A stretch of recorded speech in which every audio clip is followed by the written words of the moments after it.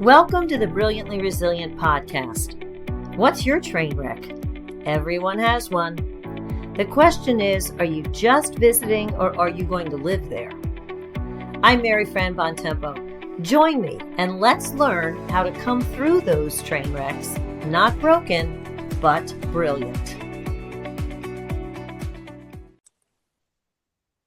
Hey everybody, welcome back to another episode of the Brilliantly Resilient podcast. I'm your host, Mary Fran Bontempo, and today I have two wonderful women who have a very interesting story. Danielle Carter and Andi Shaughnessy are the owners of ExpressIt, which is coming up on its 40-year anniversary. They came into this path, they are sisters, they came into this path in an unfortunate and unexpected way, but rose to the occasion through a lot of resilience, relationship building, and I dare say grit. So thank you, Andi and Danielle, for joining me today. I'm really eager, as we were chatting beforehand, to get into your story because although people might not have the experience of running a business, they certainly have the experience of something coming up for which they believe they're totally unprepared. So thank you both for joining me today.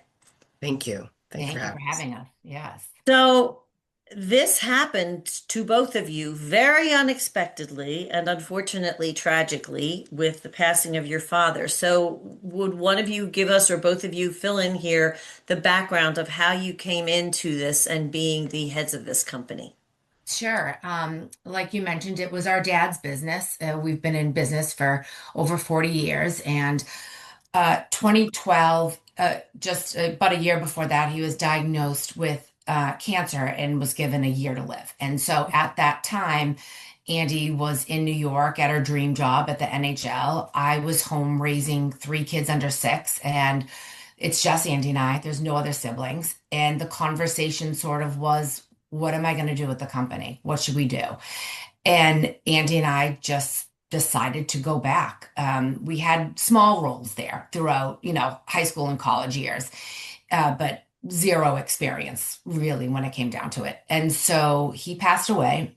And about a month or a couple weeks into it, we had a longtime employee take the top three customers.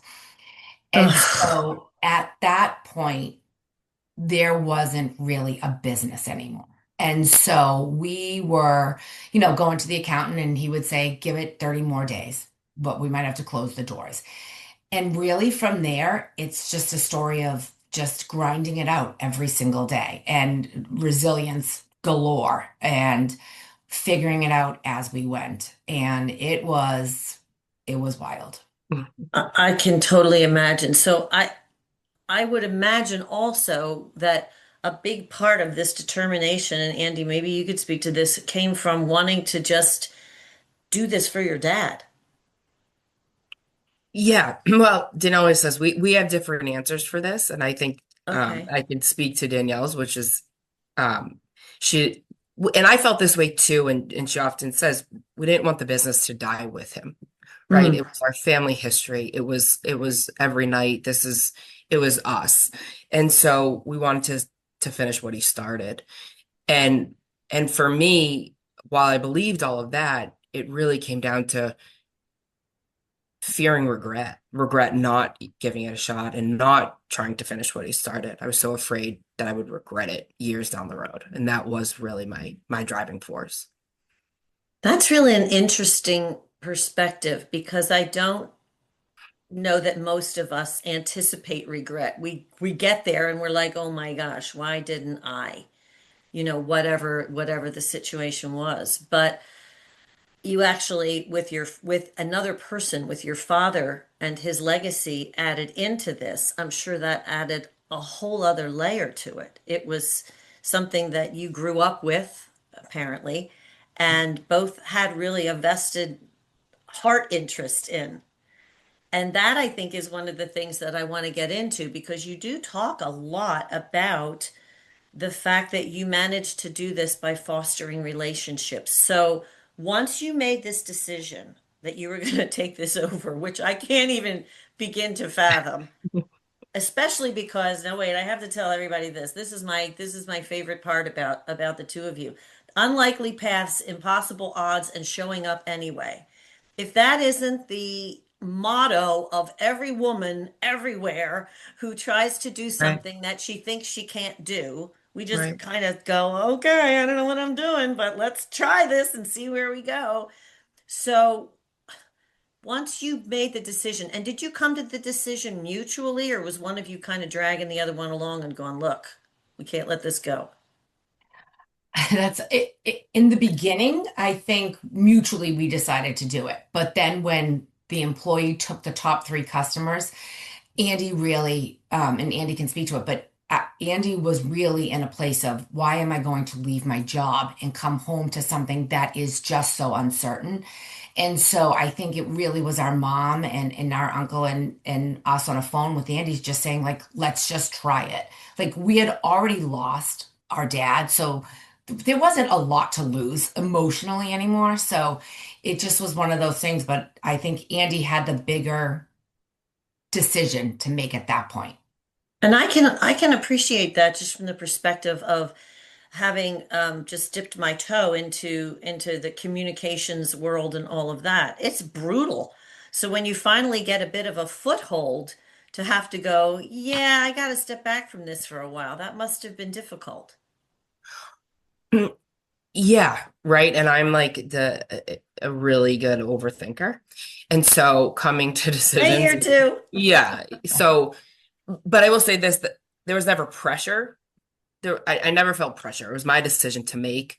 But yeah, I was building. I was grinding it out and working the crappy hours and the holidays and all of that. But I went into my boss and he was like, go try it and just come back. And so I was like, okay, well then, that's an option. And then, but also I was so afraid of failing.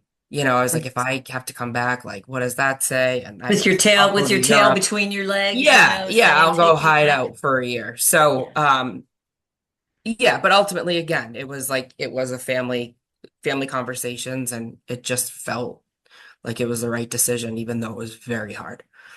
So let's just kind of take this to a level of generality for people who don't have your specific experiences. Do you find that that's kind of indicative of the way a lot of big decisions are made? Like there's very rarely a clear, we have to do this. Like Yeah, there's very rarely that I find anyway. It's kind of like, where do I go yeah, with this? yeah. Yeah. And for me too, and this is with anything, like, right? Like even like ordering off a menu, I'll overthink like which option and not that, I mean, these are two extreme cases, but like there is no definitive answer. And sometimes, yeah, there is, and you feel it in your gut, and other times you kind of feel it, and then you have to trust the process. And then Mm. looking back, I will say this, there's never a wrong decision. And I truly believe that. Because had I made the decision and it failed in 2013, it still would have been the right decision because I would have learned so much more. And for emotionally, personally, professionally, all of that stuff. So I am a believer in that. And I think that's what sort of got me through. And and did you kind of come at this from the same perspective, Danielle? Like first of all, I love that there's never a wrong decision because I think most of the time, because of a fear of failure or fear of whatever, or circumstances changing or whatever, we do think, oh my gosh, if I do the wrong thing, there are going to be horrifying consequences. And 99.9 times out of 100, that's not the case, Yeah. but that's the mental state that kind of keeps us a lot of times from moving forward. So where were you at in this whole spot, Danielle? Yeah, I'm a lot different than Andy when it comes to that. I'm more like for me, it's fight or flight. And so for me, I actually don't sit there and overthink something. I'm like, okay, well, we're just gonna F and do that, or we're gonna fix that problem, or and I might not even know how to fix it, but at least I'll start to get the ball rolling. But for me, there was no, I wasn't thinking failure. I was thinking fight.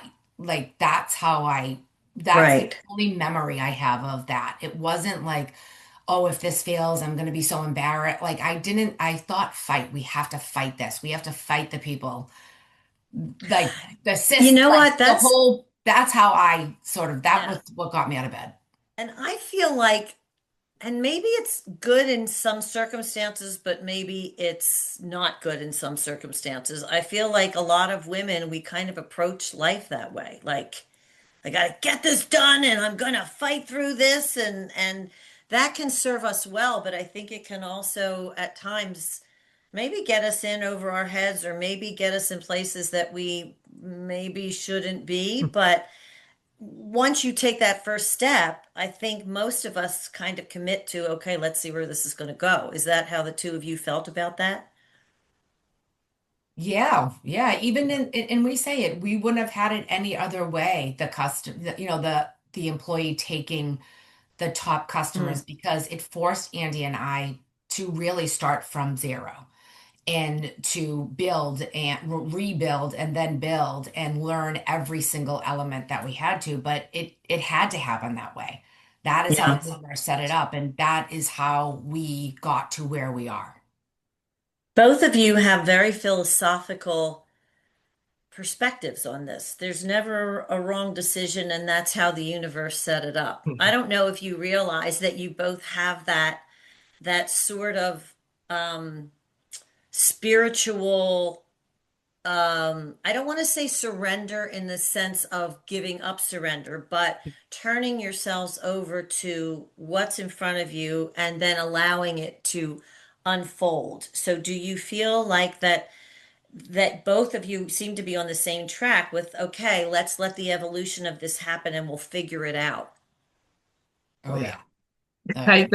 I, that's the only reason why we're here and why this relationship works so well, to be honest. We didn't come in with business degrees and strategy, like I joke, I didn't know what the P and an L stood for in a P and L. Like we were so, but it's so bad, but we did have a really strong foundation of if you want to call it's that philosophical, spiritual sort of way of thinking. And that's been, I will say, unequivocally our key to success, aside from our team, which is number one. But Danielle and Mhm. I at the top, that's been that's how we're here. At least we've never actually really talked about this even on a podcast, but that is how I feel.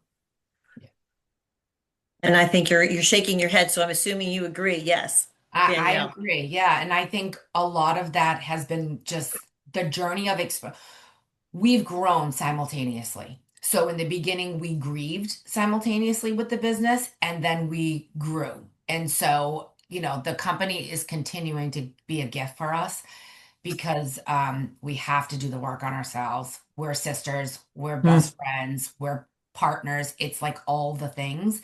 So if we don't do that work, and I'm not perfect. Andy's way better at it than I am. But if we don't do that work, we wouldn't be here today. Yeah. It's so funny that you bring this up because Andy and I chatted a few minutes before you logged on, and she said to me, I probably do more work on myself than I even do on the business to in terms of evaluating where she's at and I guess how you're going to proceed. Mhm. So you Yeah. talk a lot about relationships. So let's talk a little bit about your relationship and then how you managed to just, I'm sure with a company that was literally falling apart at the seams, Mhm. came in and then built relationships with people that I'm sure you had very peripheral contact with, and then kind of just came in and took over. So, how does first of all, the relationship building and the a mindset of we have to see how this evolves fit into all that when you're just coming into something that's kind of in a devastated state? Yeah, I mean, I'll take the part about Andy and I's relationship. I think and I know Andy feels the same way, but for me, it's family first. And so I could walk away tomorrow if it meant anything to do with our relationship. And so I just think that there was never, I don't know, I can't explain it. There was no ego.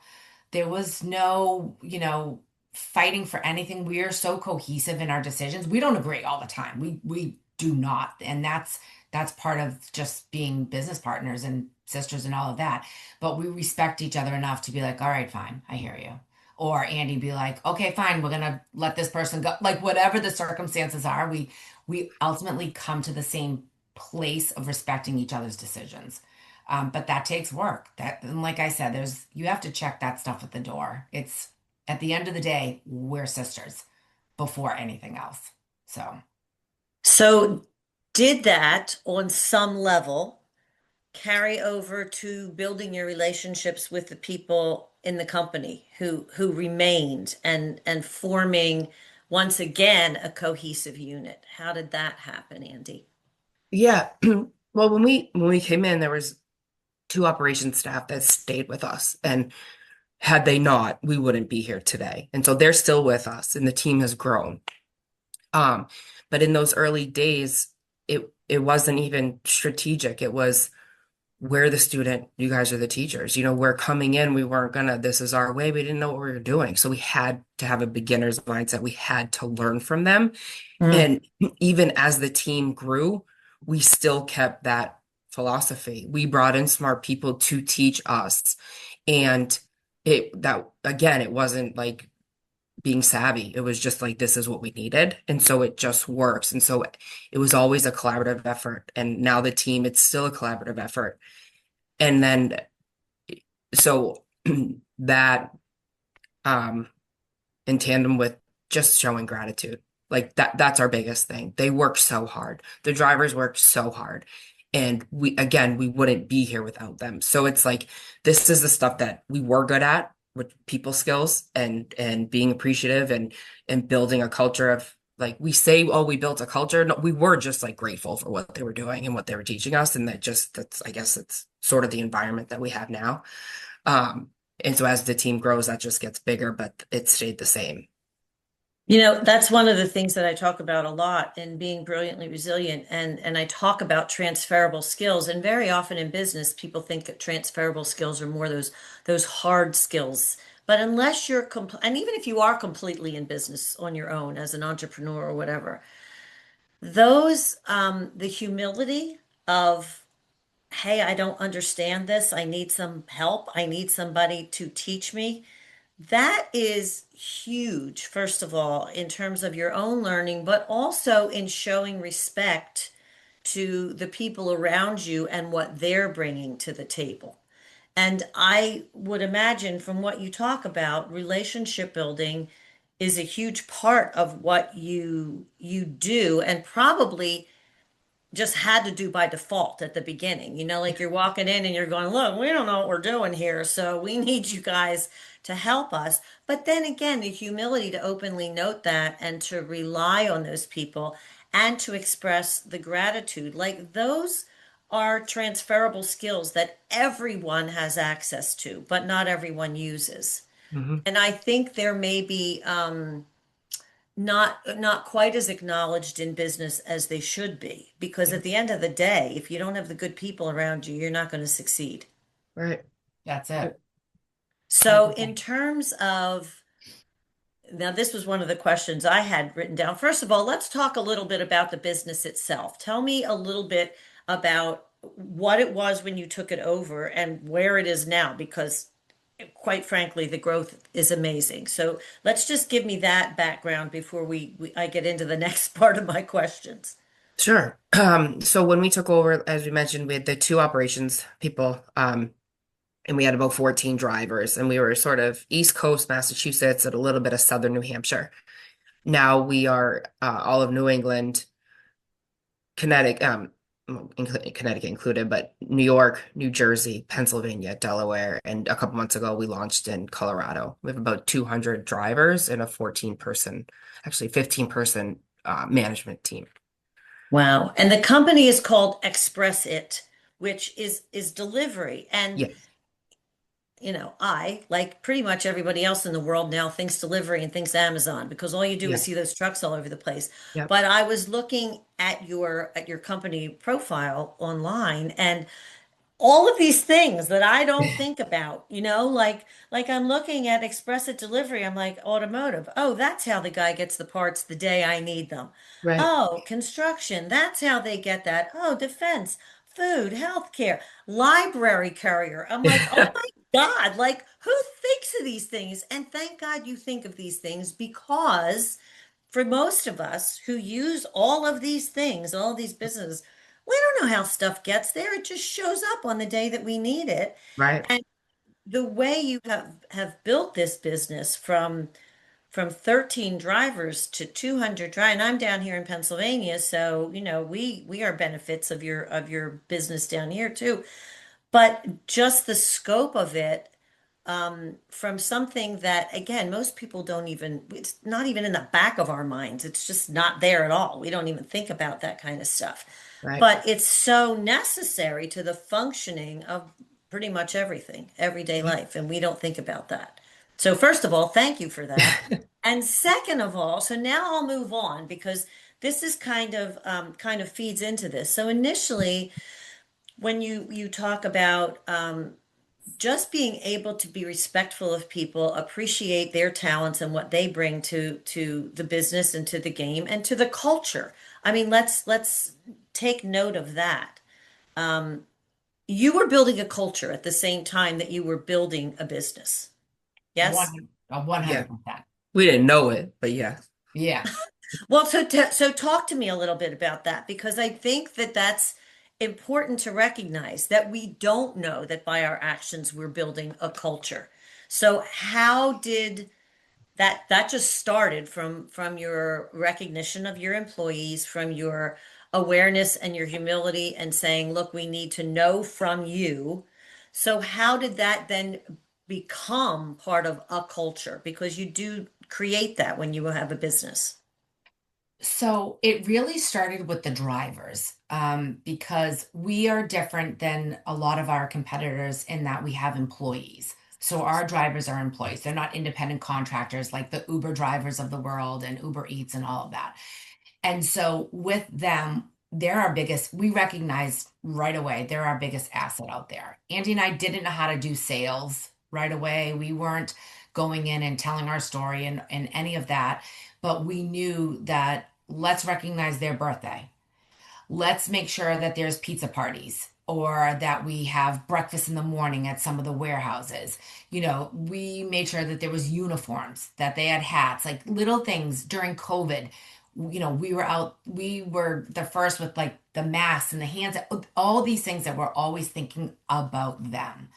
And I think that that is what differentiates us today from our competitors too. We have a very low turnover. Our drivers they feel like they're part of, I'm speaking for them, but I would assume that they feel like they're part of the family business. And, we just did that instinctively because we recognize how important they were. But that's still to this day.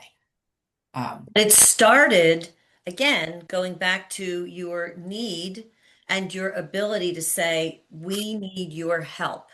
I yes. think that that's really essential just in general. I think a lot of times, not only in business, but in life in general, you sometimes feel like you have to put on this persona of, hey, I know what I'm doing. I'm in charge. I know what I'm doing. Personally, I find it much easier to go right in and go, hey, I don't know what I'm doing, but let's figure this out together, because then immediately you are taking down a wall and you're Yeah. increasing that level of communication when you allow someone to share their expertise with you. So I feel like both of you, whether you were aware of it or not, were acknowledging the expertise of others, the skills of others, and instituting that whole transferable skills exchange. And I think, a lot of times if you keep these things inherent, like you did with the respect for the people that you work with, it becomes a very natural process. And it sounds Mhm. like it's one that you continue to this day. Oh, Hmm. absolutely. We were on a call last week and the words, we need your help, came out of our mouths. We were just saying, like, we're trying to get something over the finish line and we need everyone's help. So yeah, we feel that. We feel that from them, for them, all of it. So my next question has to do with And I think that you're kind of already answering it. My next question has to do with how do you keep accountability and be nice, kind, good, but still hold people to account? Because I think women have a hard time with that sometimes. We're afraid that if we're not nice, people won't like us, and there's that whole other thing. But I don't necessarily think that that has to be a part of it. So how do you guys navigate that? Andy, you can go first. Yeah, we're Yeah. talking the accountability piece while still Yeah. being, kind and approachable. And Yeah. Well, a couple things. I think that's why it's really important to hire the right people, right? But when those conversations are necessary, I always struggled with that, having difficult conversations. So again, this is something that like personally I have to work on. Our dad, it's funny, we heard this like third party, but our dad used to say, mean what you say, but don't be mean when you say it. And mm, so, you know, you can get your message across and you don't have to like you can do it in a manner that is still respectable and still kind, but it's still serious. And I've taken the opportunity now when those conversations need to happen. It's like, no, I got it. I want to do it because then I grow from it. And I come from a place of it's not even holding them accountable. It's making me a better leader. And that's sort of the mind shift that I have. All the while, yeah, they're going to be more accountable and things are going to shift. But um, so it's a twofer. It's a learning experience for me. And then it makes the company better because accountability is being talked about. so Danielle, do you have anything to add to that? Because I can see in your thought process is going there, but you seem to probably both be kind of on the same page with this. Yeah, yeah, we are definitely. But we can, yeah, we're not, we let, yeah, we do both. We're very kind, but we're also, we're running a, a, a fairly good sized company and but it starts with us. If we're accountable for our actions and our responsiveness, then the trickle down is going to start from with Andy and I. Yeah, and I'm not sure that I think it's becoming much more a part of the business world now where people are recognizing that the culture that you create also helps at the end of the day with those Yeah. bottom line things. Because if you create a culture where everybody's on the same page, everybody knows what's expected, everybody recognizes that you are in fact all in this together. Like this is our company. We are working together here to provide not only a service to our customers, but service to each other in terms Mhm. of what our lives are like and how we function within, but then also without, because I think those things carry over. They carry over into your life in general, and it becomes an example of how to live not only in your business, but as a community member, as a family member, all of those things. So do I was just going to say, like, this is coming, just popped into my head, like, how much did the two of you feel you've grown from all of this? I can't even imagine, and in how many ways. Uh, I mean, I'm not the same person I was. When the beginning, and it's a full circle in the conversation when, the fight or fight, that fight thing, I feel like I've softened. I've learned to listen a little bit more, and definitely things don't bother me the way that they used to. And part of that is just my really growing up, and just watching. I'm constantly in awe of Andy. The work she's done herself has trickled to my life. And so, but yeah, I'm nowhere near who I was, um, in a good way on a lot of levels. Yeah. Andy? Yeah, the same.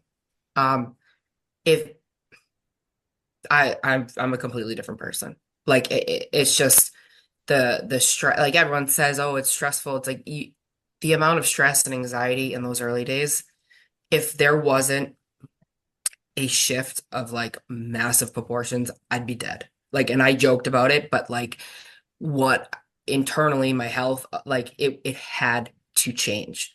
And um, so from that perspective, I'm different. I think our relationship, Danielle and I's relationship it's like a beautiful thing. We're not challenging each other. I think we're like inspiring each other to change and be better. And you can just see it. We're living life at the same time and really enjoying it. And um, I don't know. Yeah, it's It's good. it is. It's It's good. good. It really Yeah. is.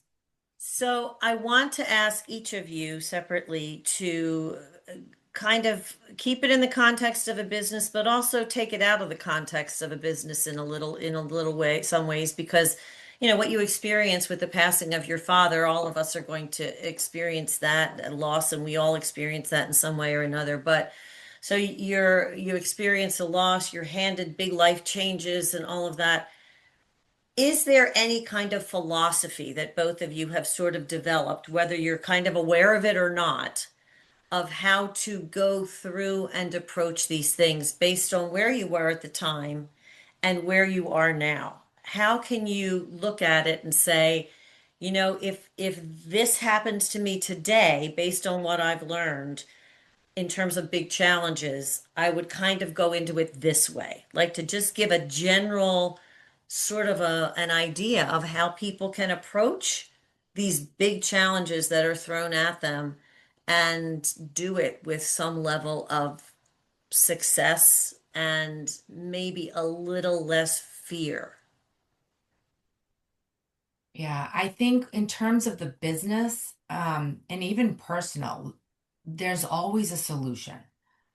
And, whether it's, something going on at the office or one of my kids trying to solve a problem, there's always a solution. And I think just trusting that it's going to be okay no matter what.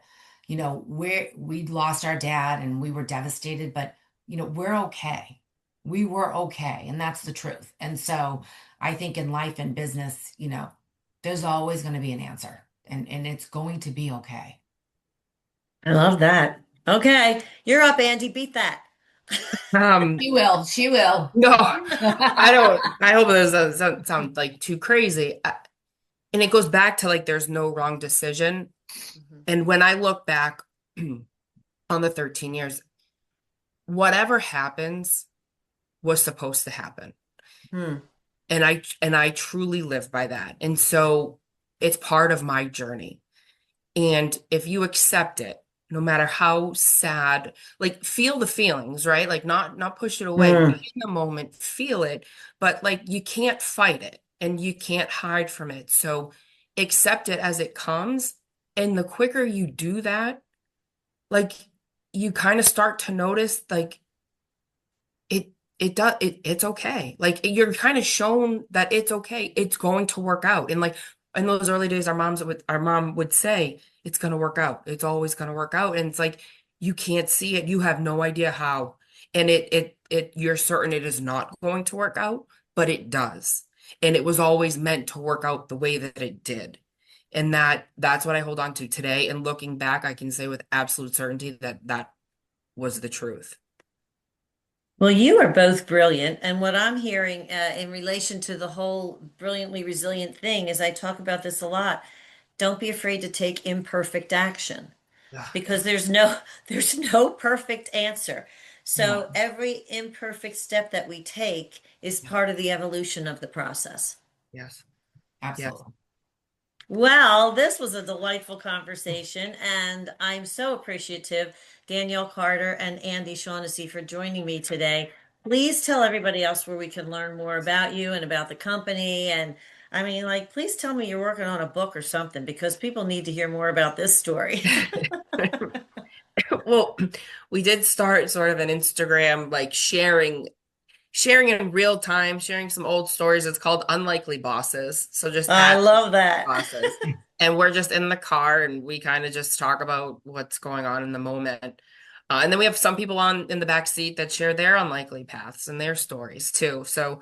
Um, so yeah, so Unlikely Bosses on Instagram, YouTube, and then ExpressIt, we're expressitdelivery.com, and then LinkedIn. Reach out. We're both on there and active and love to connect.